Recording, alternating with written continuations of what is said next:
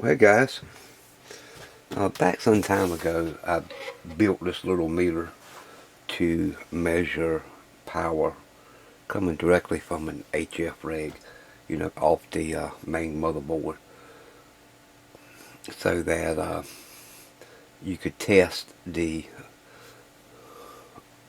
wattage that was coming out of the rig itself before it goes into the PA amplifier. Well, this works okay, and you just take a signal generator, plug into the back, calibrate it for the range that you want it for. Like if you wanted 10 dBm, and you would calibrate it to read, you could pick like 1 here to be 10, calibrate it, that way you can go test your circuit. So it's no ways accurate as it should be. It just, it's just a reference to see if you're improving or making the situation worse. And it's done okay for that. The thing is, on lower level signals, this thing will not do the job. And the frequency spectrum is kind of iffy on it also. And, it's a good thought. It'll get you by, but it just doesn't do what you need to do. Now I do have an HP, this is 3400A RMS voltmeter. You can do this same thing with that, and you can get some pretty accurate readings. Thing is, this needs to be rebuilt. Just haven't had time to do it yet, so that'll be a video in the future. And I'm gonna have to order some very precision capacitors to go in that thing. And then there's this thing, the Kenwood Trio automatic SSVM model VT151, and that thing's all over the place. I haven't been able to find a good manual. I need to go on eBay, I guess, and see if I can find the original manual. But there's very little information on it on the internet. But it's old 70s style Japanese construction, and you got signal wires running beside AC wires, and I don't see the accuracy ever being in that. So you can see here on the bench there's a big old original box, and I had a viewer contacted me and said he had something he wanted to give to me and donate to the channel. And his name was Mario from New Jersey. So I said sure, offered to give him some money, or at least pay the shipping. He said nope, no problem. So let me get this out of the box and let y'all take a look at what we got here. Okay guys, so this is what Mario sent to us, and as you can see, we have a Booton. This is the 92EA, it's a RF millivolt meter, and it is in excellent condition. Along with that, he sent the power cord, the original manual, and the RF Pro pack. I'm sorry about the noise from the air condition, but it's 98 degrees outside, and I just come down off the roof. And yes, finally putting a new roof on the shop. It's been needed now for about 2 years, and I finally had the time to get up there, rip the old roof off, put in new studs, raise the roof up about 2 foot from where it was, and sheeted it, and now putting the covering on. It's been a hot job, and today is, I think, the hottest day we've had in a while. So I'm decided to come in the shop here and just do a few things. So let's have a good look at this. You can see the face is perfect. we look at the sides, I mean, it's perfect. It still has the warranty board calibration sticker on it. You can see the back of it is perfect. I mean, it's flawless. So if you look on the back here, we can see it's model 92EA. It's from the Booton Electronics Corporation from New Jersey. Serial number 314001AB, made in the USA.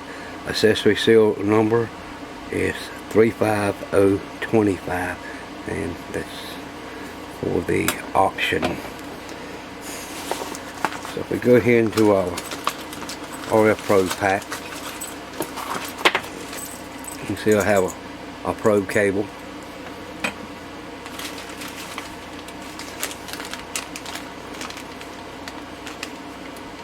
We have the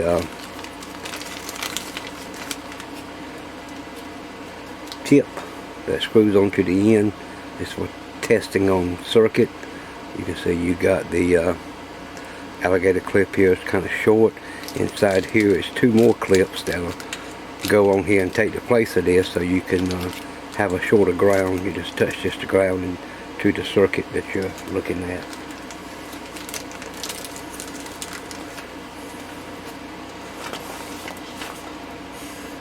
Then this is the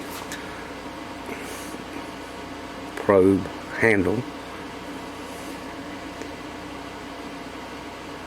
It says Booton Electronics RF probe model 95200, model 952001B. Frequency range is 10 kilohertz to 1.2 gigahertz.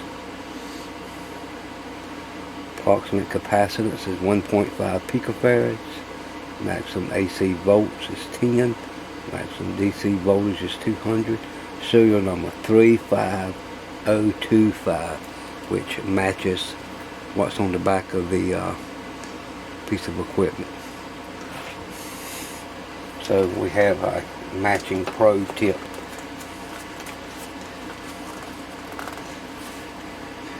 This is the 50 ohm adapter from Booton Electronics, also model 952002. So the good thing is we have a complete matched unit, which is rare. If you find these, a lot of times the probe is no longer with them. And it even came with a spare fuse.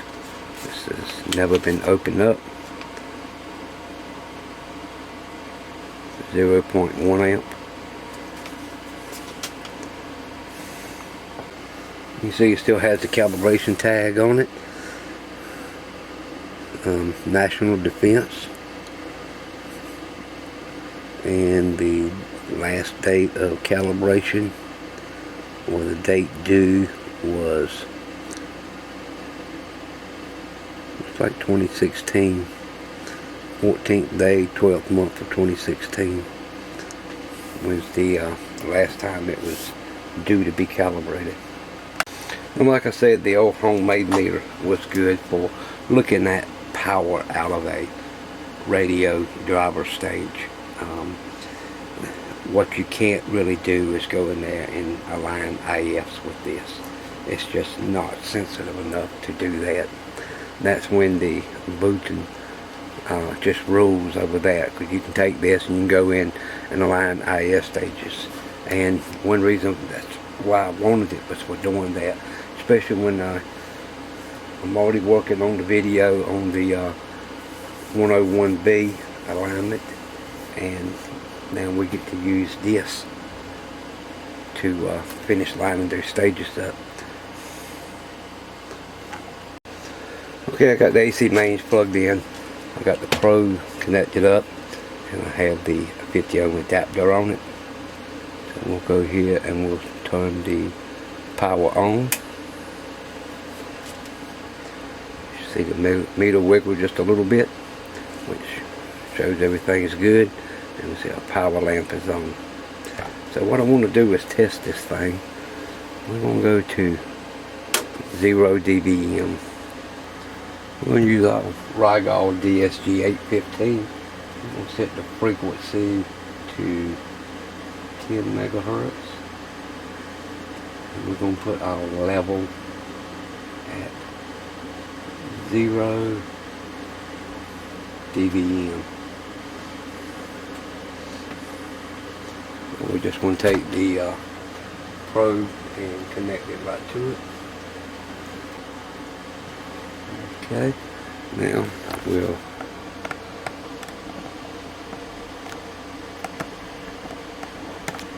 here have our Booton tester, and I'll turn the RF on. I've got it set for dBm, so the meter should hang out somewhere around this 0 mark. And look at that. No problems at all. It's pretty much spot on now. I don't know, like I say, it's 2016 since this was calibrated. The DSG 815 was calibrated about 2 years ago. So, yeah, you know, I did away with any termination. I got this connected directly to the BNC. We try to rule out any of that. Okay, we'll set the level on the Rigol for 10 dBm.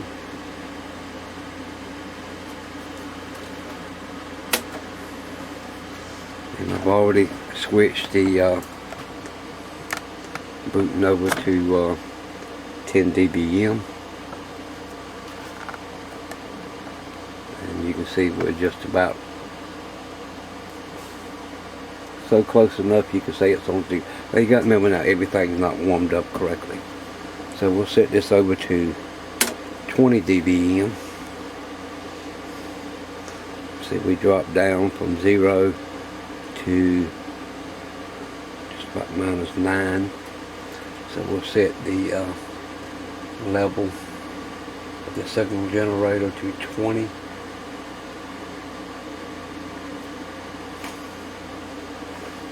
And there you go, right on 0. We'll take it to -10. That put it right on 0. And go level 20, -dBm.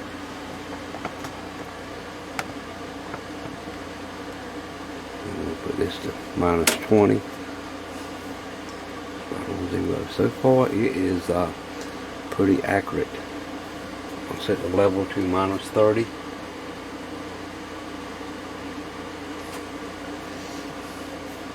We'll bring it over to 30. That's at 0. Okay, so when you're using anything over 40 and 50 in the -dBm, you need to make sure that this is on 0. And you see I got the probe disconnected. Now I'm going to connect the probe back up. I got the generator at -40, turn the RF on. And that's right on 0. So if I go to the level 50 dBm, I'll set this for 50, I'll turn the RF back on, and it seems to be working through all its ranges with no problem at all. Which I think it was Alan W2AEW did a review on one of these 4 or 5 years ago, and he was had the 92C. And I haven't looked up to see what the difference is in them, but they're both, anything in the 92 series is a great piece of equipment for testing and aligning radios. So Mario, thank you very much. I wasn't expecting this piece of equipment to be in this excellent shape that it's in, but I mean, I'm just about speechless about it. It is in great shape, and we really appreciate it. It'll get used quite a bit here on the bench. Got the fact, I got to do some rearranging in here so I can figure out where I'm going to put it, because I'm going to put it somewhere where it's not going to get bumped around and easy to keep clean. But this will be a nice addition to the bench in here. Like I said, I got a couple of older pieces of equipment, like the HP and the Tro, that would do something similar to it, but this is the better of the equipment you can get for doing that type of alignments and testing. Anyway, we'll definitely be showing this in the alignment video of the Yaesu FT101B. I know it's been a long time coming, but it's coming soon, and this will be the main piece of gear that we'll use to test that thing out. Alright guys, now it's time for the giveaway for the Eico 324. I've already got the URL loaded.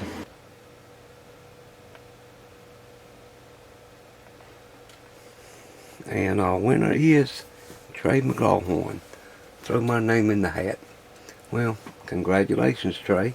If you would, click on the Show More tab and follow the links to my email address and give me an email. We'll get this thing shipped out to you.